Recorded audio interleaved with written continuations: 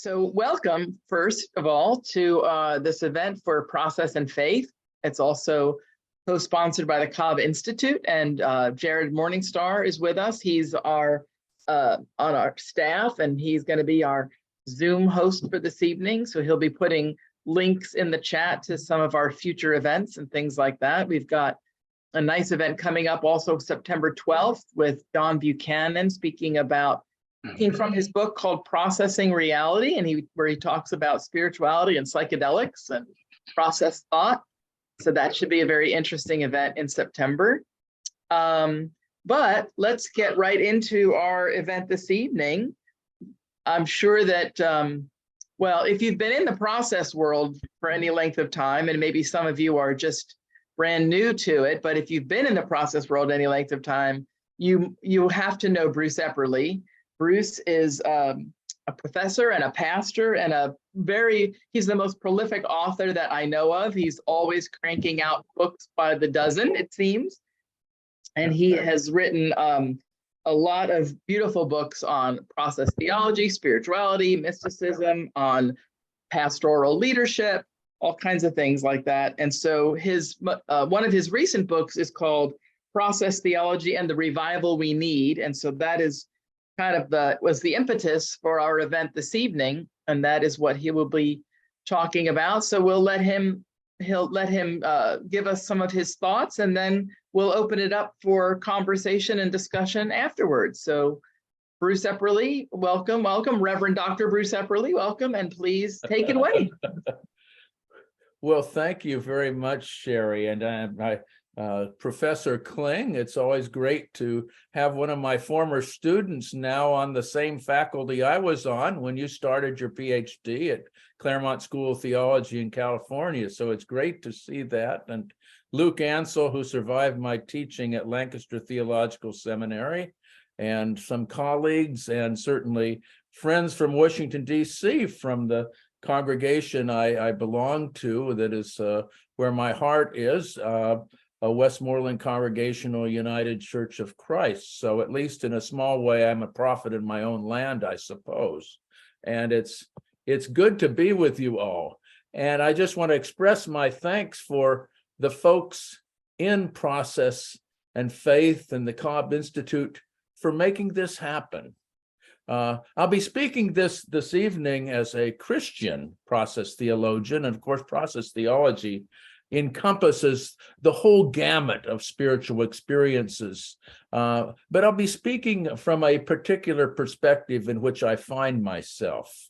I was inspired in part by to write this very small book, Process Theology and Revival My Need, when I was called out of retirement to be a bridge pastor and head of staff of a congregation in Bethesda, Maryland, that I truly do love. And it reminded me again of my commitment to church life. It reminded me that the progressive movement in theology and Christianity needs to survive. And it needs to look and have much more passion in its outreach into the larger world. So I write as an unabashed Christian, a follower of Jesus, when that becomes a very difficult thing to be in 21st century America right now, I think.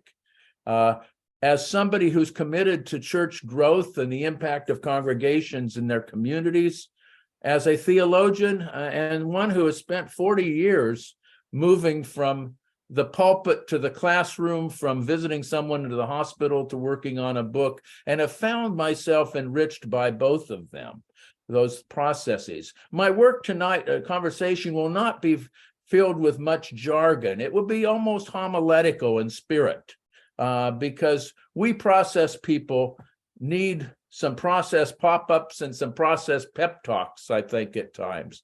So I'll be trying to provide a bit of both of these for the first half hour or so of our time together. So I want to begin with two quotes by people, one of whom was influenced and read Whitehead and the Process Theologians, and one which comes perhaps 16 centuries before process theology got its name.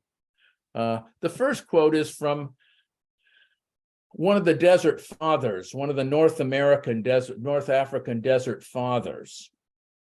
Abba Lot came to Abba Joseph and said, Father, according as I am able, I keep my little rule, my little fast, my prayer, meditation, and contemplative silence.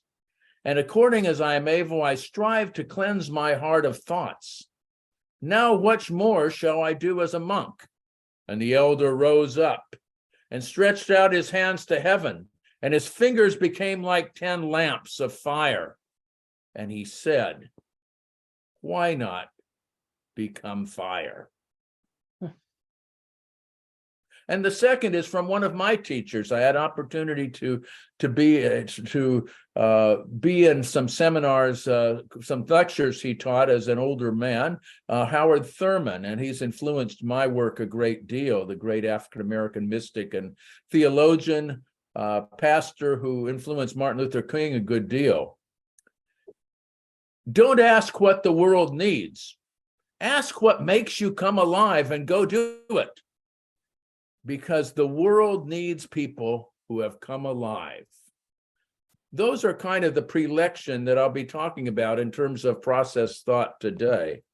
The world needs people who come alive. I want to talk today about fire and passion and the revival we need not only for ourselves, but for the world. I'll be talking a little bit about the broad spectrum of the book Process Theology and the Revival We Need, a wee book. And another project I'm working on, Saving Progressive Theology to Save the World.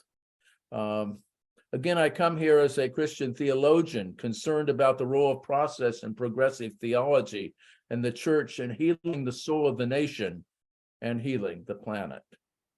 And I'd like us to begin just with a moment of stillness, just in which we breathe in for a moment of stillness, the divine passion, to breathe in deeply the energy of light and love.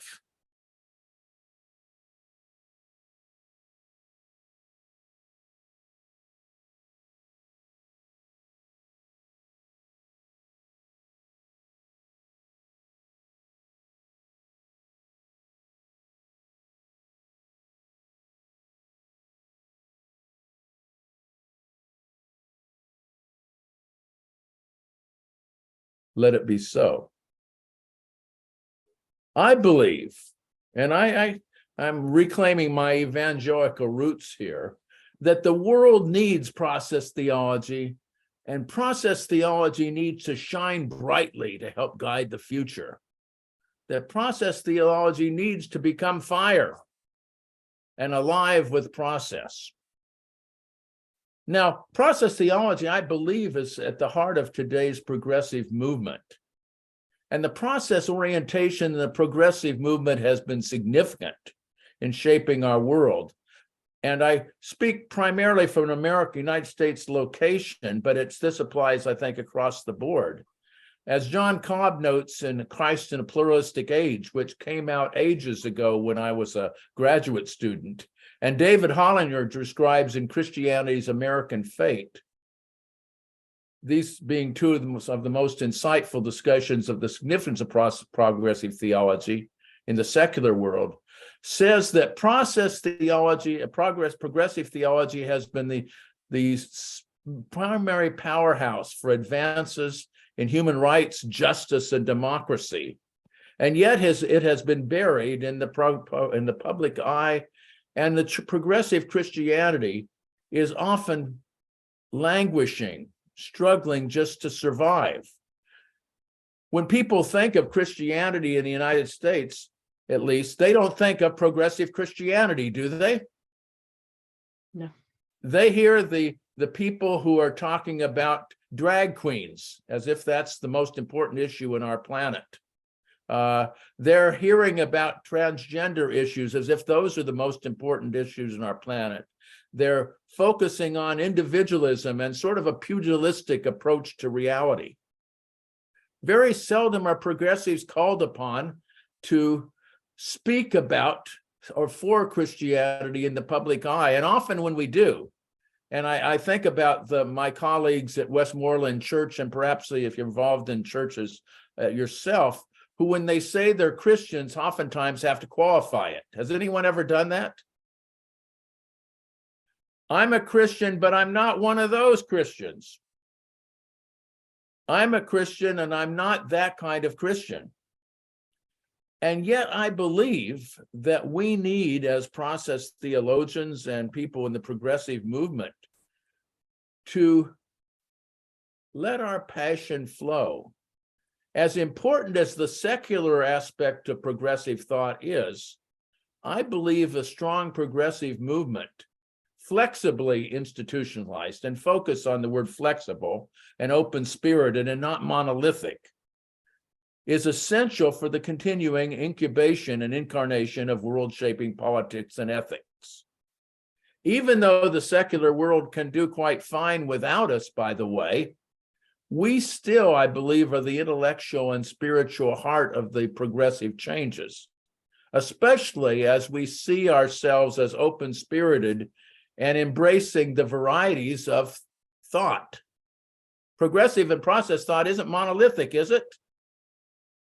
And I often learn from my colleague, Sherry Kling, who I read her work every day when I see something on Facebook from Sherry, that we need to appreciate the varieties of progressivism. Even if we don't agree 100%, 75% is pretty darn good. And I think we need to have colleagues and allies wherever we find ourselves.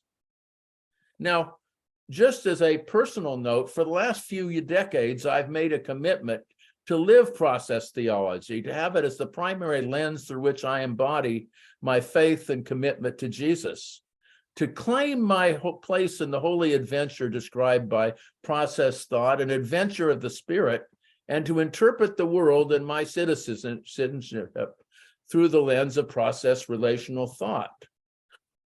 In a way, I have, and I render unto again to Sherry on this point, this has been part of my spiritual individuation, that claiming the childhood evangelical thought, my teen thought and psychedelic world, which of course John Buchanan will talk about, and my more what a rational liberalism that I learned in seminary, and mixing them all together has given a certain passion about what we're doing as process theologians, not just for ourselves, but for the world. Revival is part of my life. I grew up in a community where they needed to be revived all the time. They were Baptist and they needed to be revived. And in the spirit of the religion of my youth, I came forward, accepted Jesus as my Savior at a revival meeting. And that revival spirit has still been part of my life, that if you have a faith, you find a way to embody it.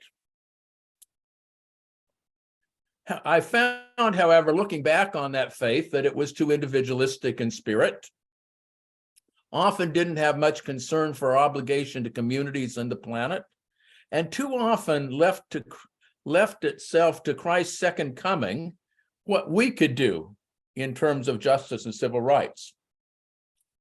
We quite often believed that the future was determined and Christ would come again, and we didn't have to do anything about it. Well, since that revival meeting 60 years ago when I was 10 years old, my vision of revival has changed. And I realize that the term revival can mean many things, not just one thing. It's no longer just a personal relationship with Jesus that ensures a ticket to heaven and escape from hell. But when I think of revival, I see revival as earth-oriented while gazing at the far horizons. That revival responds to the abbot's counsel, why not become fire? Why not become fire? Revival is earth-oriented while gazing at the far horizons. For me, it has means creative transformation and openness to discovering God and the totality of life. For me, and this is rather poetic rather than analytic, It's the breath of life, energizing all things. It's the whole person change of heart and life. It's the experience of the divine spirit breathing through us, filling us with vision and energy. It's the restless spirit open to transformation, the widening of interest and global concern. It's the sense we can choose life, be born again, and change the path we are on. It is claiming our places as proclaimers and activists, world shapers. And it's about healing the earth, the soul, the nation, the planet, and healing the church that shares good news in the revival that Jesus called for. Again, I come to revival as a process theologian whose theology is grounded in spiritual vitality, the healing power of faith, and transformational theology, and all of those working together. I come to this question of revival now as somebody who is, I guess, an elder scholar, as one who's joined pulpit, classroom, and writer study for over 40 years. And I come with counsel and encouragement to my fellow process theologians. I come as encouragement to you. As process theologians in quest of revival, we can't be content with armchair theology on the one hand, or individualistic spirituality on the other. Nor, as those revival persons of my youth, be contented with the binary separation of saved and lost, the illumined and the benighted, even when we believe we are on the right side of history. I mean, one of the temptations of progressives like myself is to assume that we are the illumined ones and the others are benighted. And of course, I've always taken solace in that old adage that a stop clock is right at least twice a day. And as Reinhold Niebuhr said, I need to look for the truth in my neighbor's falsehood and the falsehood in my own truth. We may feel process theology is the most adequate theology, and progressive theology is much more adequate than any of the options out there. But we also have to look ourselves in the mirror. We don't need to be binary either, do we? We don't need to assume that the people with whom we disagree are entirely lost intellectually, spiritually, or ethically, even if we may be very strong in our criticisms. One of the great things about process thought is it tells us we live in a God-filled universe and not a godless universe. That's my counsel to all preachers and the preachers in this room, is that you're always preaching to a congregation where God has touched everyone. You're never preaching to a congregation where people are entirely lost. God in good process terms is touching each one every moment, and sometimes they're much more enlightened than the preacher themselves, even if we think they are benighted. We are living in a challenging time, and I don't have to tell us too much about this. We're living in a challenging time in which we need to awaken the deeper resources of God's presence. It's challenging in the sense that we see it all around. The earth is in trouble. Even though we can cite a variety of reasons for climate change is reality. We can see that we are living in a society that's polarized, at least in the United States. I don't know about Australia, Kim, but the United States that's polarized, that's uncivil, where people can't do what we used to do when I was growing up, where the Democrats and Republicans and liberals, conservatives found something to agree on. It wasn't perfect, but it moved things forward. Again, I think about how people among our leadership don't even like each other. And one of the greatest tragedies of Congress was when they quit having ice cream socials on Friday evening because people didn't want to be with each other. You can imagine the great friendship of Ted Kennedy and Orrin Hatch. They probably agreed 10% of the time, but they were great friends, and their friendship allowed them not to demonize each other. their friendship allowed to see some good in the other. And of course, process theology reminds us that the people we disagree with most are still touched by God. And of course, I don't know about you, I have to remind myself of that on a regular basis. I don't condemn anyone to hell. I don't believe in hell. I sure condemn them to ignorance every so often, and perhaps you do too. But yet there's some good in them. We're in a challenging time. We're also in a challenging time for religious institutions. Progressive and liberal Christianity has been pushed to the margins. Our seminaries are struggling. We're trying to keep our churches alive. We're one option among many in a pluralistic society, and at least Christianity is often identified in the popular mind with a vocal conservative movement and its very binary approach to life. We oftentimes want to say, as I said earlier, we're not them. We are also in a challenging time, I believe, for process theology. We need to liberate process, and thank God Kim and Jared and a few others are here, young people like Luke and Sherry. We need to rescue process theology from the Medicare generation. I mean, I still want to do good work, but we need to move over, if we're over 70 like I am, and become a place where our ideas touch younger people. We need to do the process evangel, and frankly, these pop-ups, and I want to give a real shout out to Jared and Sherry. These pop-ups are evangelistic in a way, aren't they? Even though maybe there's just 20 of us here, at least 1,000 people have seen and heard of these. And that is a big, to quote President Biden, a big blanking deal. That may have been his most profound statement.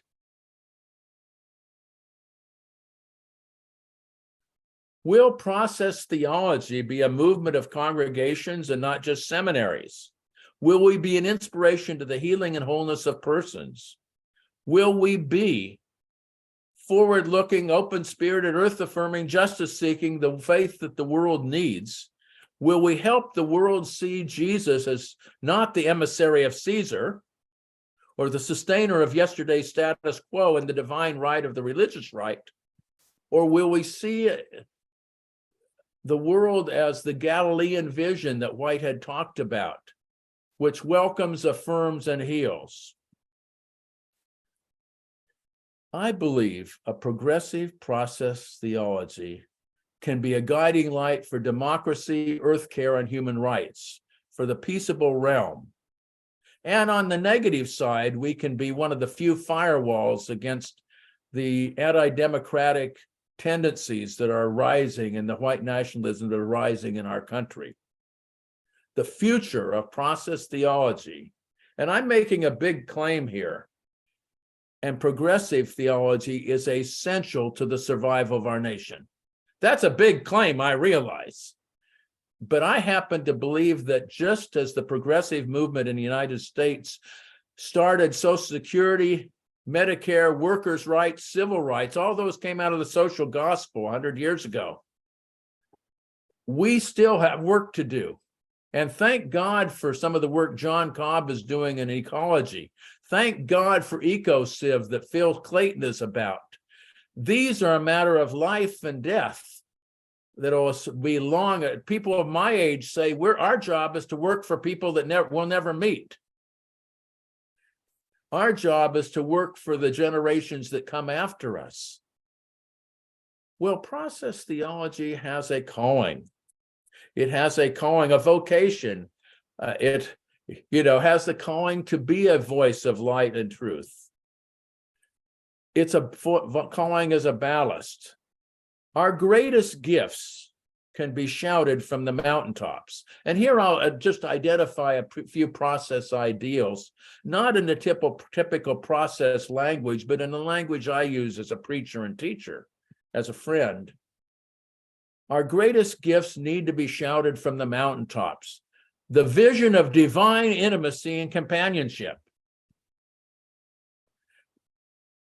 God's not outside the systems, God's within the system. The holy is right here where you are and not somewhere else. That's a big deal.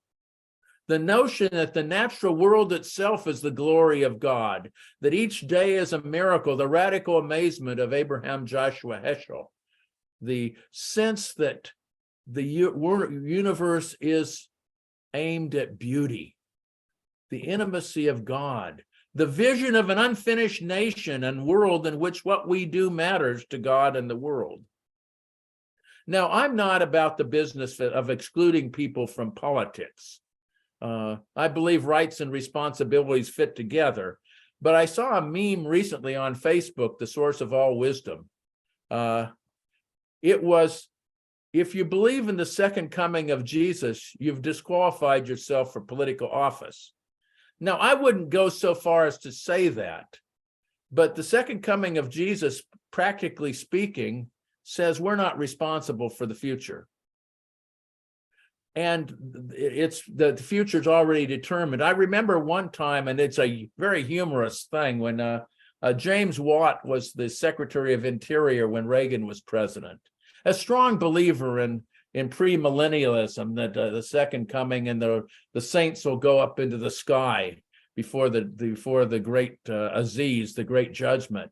And he was the Secretary of Interior, and he said, well, of course we should open the national parks to drilling, because Jesus is coming soon and it won't matter. Now, of course, the odd irony of that is, until Jesus is coming soon, we might as well make all the money we can. I think Carl Henry, who's no liberal, once said to somebody who was expecting the second coming soon, said, well, why don't you give me your car now? You won't need it. Some of us would like somebody to give us a new car, right? So maybe we need to find somebody who believes in the second coming who can give us a new car or possessions. Our greatest gift is a vision of a lively, interdependent universe, which reflects God's vision and the experiences of human and non-human actors, and a vision of hope through the alignment with the moral and spiritual arcs, the vision that we can experience God and find healing and wholeness. A vision of revelation. These are things that shout from the mountaintops, that revels in diversity, that God loves diversity, even the diversity of creatures we think strange or people we think strange, and challenges us to affirm and learn from diversity. This, of course, challenges us because we can certainly learn from people who disagree with us or who we vehemently disagree. Everyone who's a progressive should read a smart conservative. I mean, that's already a value judgment, I realize. But there are some smart conservative writers out there that may want to get to a different place, get to the same place I do from a very different way. And I think the future involves a type of creative synthesis in this strange country of polarization in which polar viewpoints find some common ground. That's what Bernie Loomer was talking about when he talked about size or stature, the ability to hold contrasts. Maybe we can do the good work in process theology of finding a way to bring people together, realizing none of us have the full truth, all of us are on the path, and yet there is some truth in the falsehood of our neighbor and some falsehood in our own truth. And I think that's important for us right now. Process theology also gives us a vision of prophetic planetary spirituality that is humble and realizes its limitations. Well, I was finished with a few words because I want to enter into dialogue. Yes, Russell Moore is a good place to start, Clarence. I think also David French is a good person to read too. He is a wonderful, smart conservative, and who really believes in democracy and integrity. But what I'm going to do is, as we bring it home today, is just to give what the revival ministers used to call the altar call. The come to Jesus. You don't hear that much in my church. I hesitate almost, and John and Doris can note this in the church where I attend. When I was pastor for 12 weeks, I almost felt like I could give an altar call every so often, but I don't know if it'd work in a progressive church. But we need, as process theologians, to have our own come to our senses. We need to be more integrative. We need to be more concerned about the practice of process theology in the world. We need to find ways, and this is certainly a good step that Sherry and Jared are doing here, of getting the word out, of saying that we have serious business here in this world, and we need serious, non-binary, open-spirited, earth-affirming, spiritually open theology out there. That's what the world needs, that believes in healing and believes in the prophetic, believes that people can change, believes that different viewpoints have a home. That would be a real growth, wouldn't it? So I leave us with that we need to focus on a revival within ourselves too, and find ways to be practical process theologians as well as intellectual armchair theologians. We need to find a way to tell the story of the interdependence of life, of the immanence of God, the beauty of the non-human world, the reality and value of the non-human world apart from our issues that we have, and the sense that the future is open and we can be the companions of the Holy One, by whatever name we call the Holy One, in healing the earth and the world. Thank you very much.